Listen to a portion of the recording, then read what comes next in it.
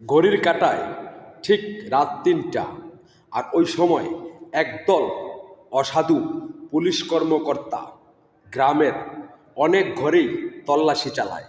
আর সেখানে ওই তল্লাশিতে একজন ১৪ বৎসরের বাচ্চা ছেলে, তাকে অ্যারেস্ট করা হয় আর ট্যাগ লাগানো হয় সে আমলীগ, সে ছাত্রলীগ। কিন্তু আমরা ঘেঁটে দেখলাম তার একটা পিকচারও মোবাইলে কিংবা অনলাইন প্ল্যাটফর্মে খুঁজে পাওয়া যায়নি সে কোনো দল করে। প্রশ্ন থেকেই যায়। আর সেই প্রশ্নের প্রেক্ষাপটে যেই জজ তার রায় দিয়েছে এই ১৪ বৎসরের বাচ্চাটা, সে জজ ডেটোবার মাল খেয়েছে। ওই কুকুরের বাচ্চা হয়তো তার কোনো সন্তান নেই, নেই তার কোনো বংশবিস্তার।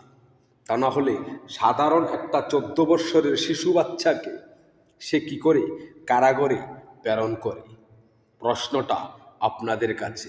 এখন পুলিশ, আপনারা ভুলে যাবেন না ৫ই আগস্টে কি দুর্ভিক্ষ আপনাদের উপরে ঘটে গেছে। আর ঠিক একই পথে যদি আজও আপনারা চলেন, ভবিষ্যৎ কি হতে পারে সেটা মাথায় রাখবেন।